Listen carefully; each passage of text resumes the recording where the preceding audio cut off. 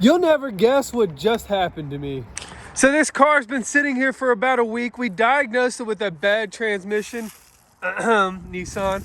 The customer came to say they were gonna come pay for the diagnostic and pick it up. Well, instead of paying for the diagnostic, they just handed me the title. So now I own this piece of junk and I don't even really want it. It needs a new transmission, and we figured that out after diagnosing it, getting it on the lift, and seeing how hard it would be to replace for her. Unfortunately, the transmissions on these Altimas cost way more than the car is even worth. So now I own this car and I don't even really want it. It's not clean. It's got over 200,000 miles on it, which is incredible for a Nissan transmission to make it that long.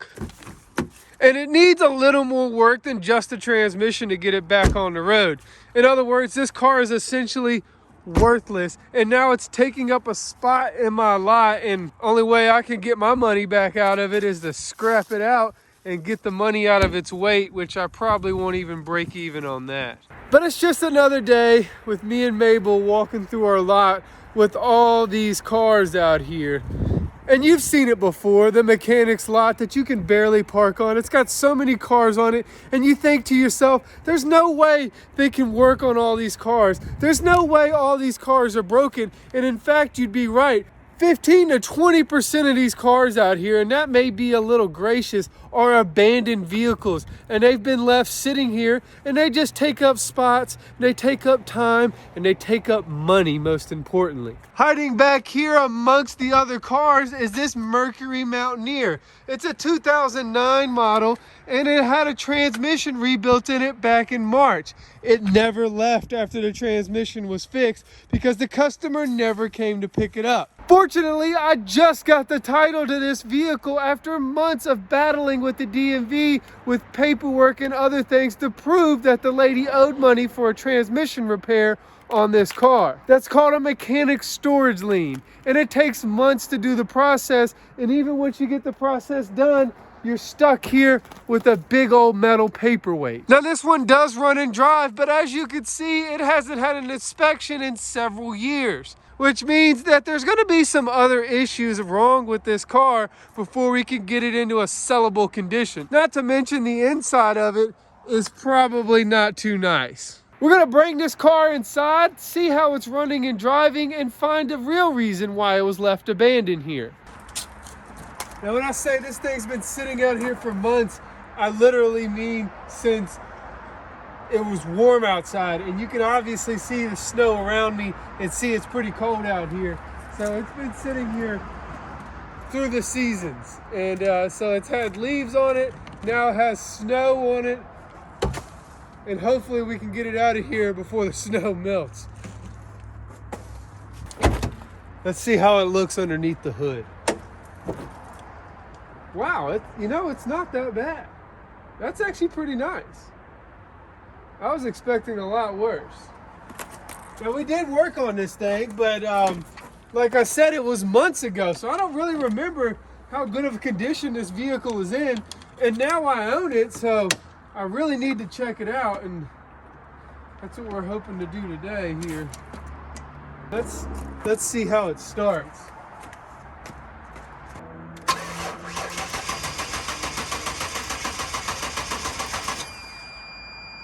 Not a good sign.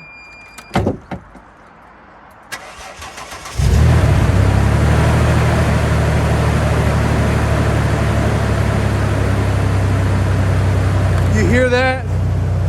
Yeah, that's the exhaust. I hope somebody hasn't come in on my lot and stole the cat, but it's a good possibility.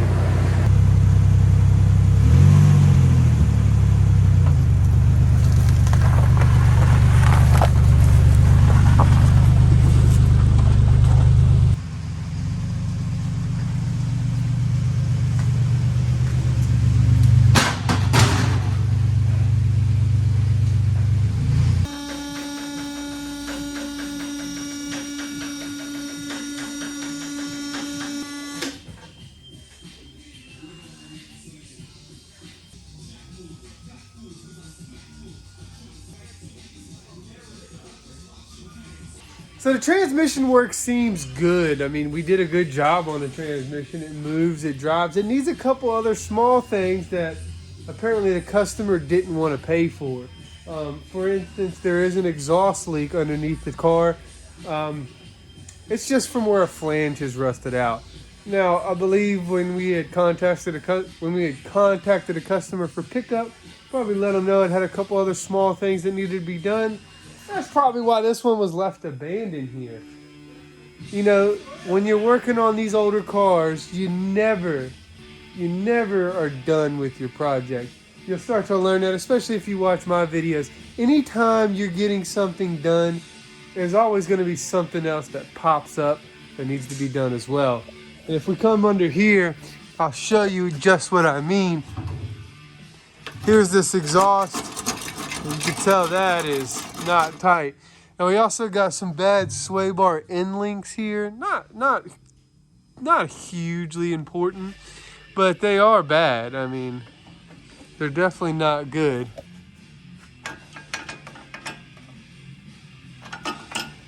Other than that, it doesn't look too bad underneath here. I think we need to adjust the transmission shift cable. It was a little hard to get in gear, and you know, the transmission's not leaking. There's really not any oil leaks on the motor. And the rear diff doesn't look too bad. I mean, it's got a little bit of seepage on it, but it's not wet, and it's been sitting out there for a while. We got a little bit of spiders underneath here, but overall, this car is not that bad, and it's probably worth putting $3,000 into it. But obviously the customer did not think that was worth it. So now we own it, and we're gonna fix up all the small stuff on it that we need to fix up on it, and we're gonna get it ready to be sold, so it can provide some more life, especially since I have a good title to it now. Now let's go look at some other cars that are out in the lot that have been left abandoned here.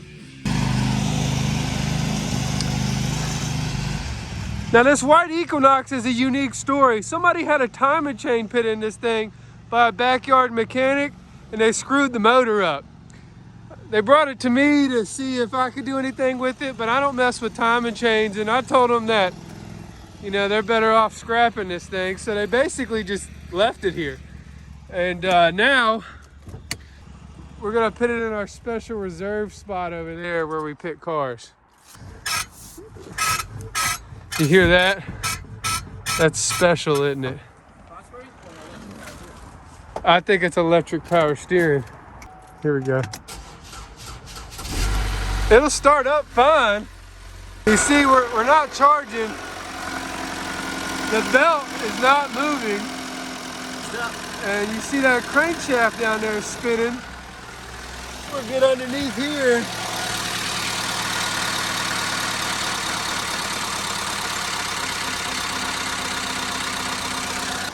Yeah, so this car's toast.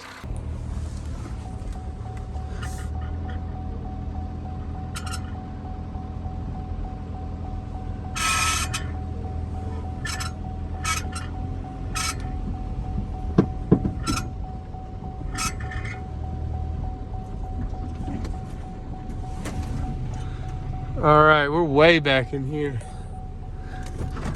We didn't even need Jay.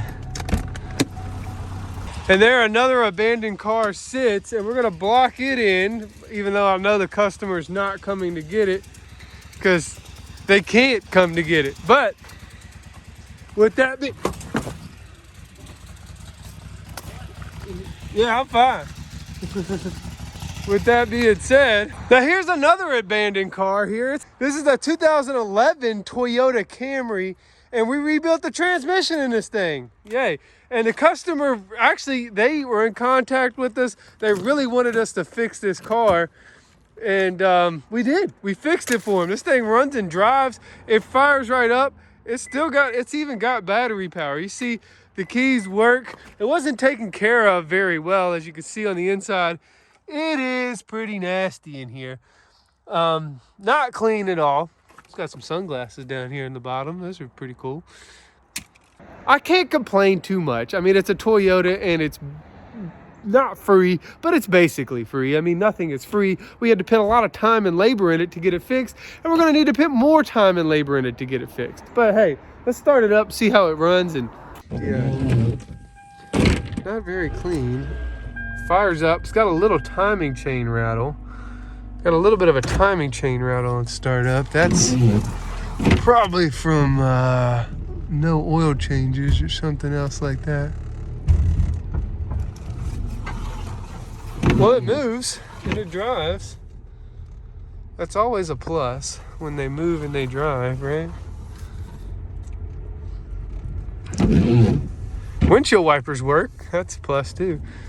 It's got a little rattle on startup. It's got a maintenance, get this picture out of here. It's got a maintenance required light, TPMS light on, and unfortunately it's got 260,000 miles on it, which is a Toyota that's basically just broken in, right? That's what we're hoping for here. We're gonna back it all the way back here and say sayonara to it for now until we get the title. So the real question is why are people abandoning these cars out here on my lot? And the answer is actually pretty simple. Is the cars out here are not worth the price of the repair. I mean, it's pretty simple. If somebody comes to get this vehicle and they got to pay me $3,500, that's basically buying the vehicle back from me. So they just leave it here and they say, hey, you know, you go get the mechanic storage lien on it. We don't care. You know, it's your vehicle now. It's your problems. You got to deal with it. And that's what we do. I mean, we're in the car business. We can't complain too much, you know. But the answer to fixing these problems for any shop owner, including myself, is having a good service advisor or a good service writer. They got to be able to weed out the customers that aren't going to pay the bills, and they got to be able to identify the cars that aren't worth repairing and be honest with the customer and tell them, hey, you should probably scrap that out. Just like I did with that Equinox back there. Now, we've had several service advisors in the past couple years, and it's been a tough thing to learn, and it's been a tough process, and that's part of the problem why we have so many abandoned cars out here on the lot. The other thing is we have started taking deposits on a lot of these vehicles and the repairs, and that's part of having a good service advisor that's able to get the deposits for you to make sure that the car gets picked up after it's fixed. If you're a customer, the main reason I see that cars are being left abandoned is they're not maintenance in these cars. They're just not taking care of them. They're not changing the oil. They're not changing the transmission fluid. They're just running them dry. I mean, they're just running these things back and forth to work. They're not, you know, there's never a good car left here abandoned. I can tell you that right now. Anytime I have a good car, I actually bought it from the customer. It's always like a Buick Lucerne with a bad transmission, bald tires, and it needs brakes. It's always a Mercury Mountaineer that has an exhaust leak, that's got a bad transmission or something else. It's always a Toyota Camry with 260-some thousand miles on it and the inside is completely destroyed. People don't care that much about them in the first place. So if you don't want to end up in this situation as a customer, I suggest you take care of your car. And mechanics, just be wary, you know.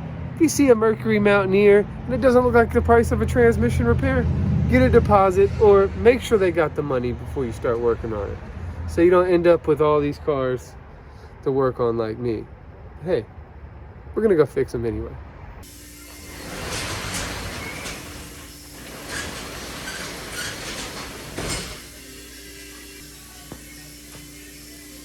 So we're back inside to work on this thing here, and look, we got parts. You know, I really should stop complaining. This really isn't that many parts to replace on an abandoned vehicle like this. I've had to do way more repairs on certain vehicles. Granted, we already have worked on this car and fixed the transmission, so really all I got to do is replace the sway bar end links, get this flange to go on the exhaust so we can get it tight, and adjust the shift cable. Then we're going to drive it, you know, see how it drives. Now, you would think an exhaust flange is a pretty easy job to do, but the way this exhaust is designed and the way it rusted out, it's pretty much impossible for me to get this new flange on without doing some tampering. So we did some tampering. We cut the brand new flange that we have, and we were able to open it up enough to get it over and around the pipe, squeeze it back down, and weld it back together where it'll bolt up nicely. So you may be asking yourself, why would you do it that way? And the answer is actually pretty simple, because I knew it would work. And it did work. I didn't have to cut the pipe here to get this on. I just cut it and re-welded it back together, and now we're gonna bolt it up, and it's gonna hold great. And you know, the whole rest of the car will probably fall apart around it. That's what I'm hoping for. And this is why you don't get transmission guys to work on your exhaust. All right, on to the next thing.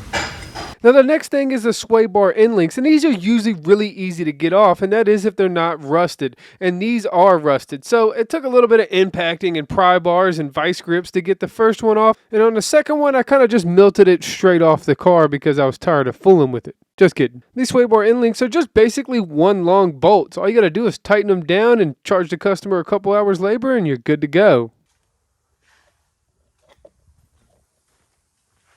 All right, now we get to see how this peach drives. Yay. Let's give her all she's got. Woo! All right, it actually shifts and drives. See, I told you we did good work on this thing. I mean, it was fine. There's nothing wrong with this car. There's no reason it should have been left abandoned. Listen, hold on, wait a second. Hold on. Let's roll the windows up. Yeah, that's a wheel bearing. Well, maybe they did have a reason to leave it abandoned. Maybe they did have a reason.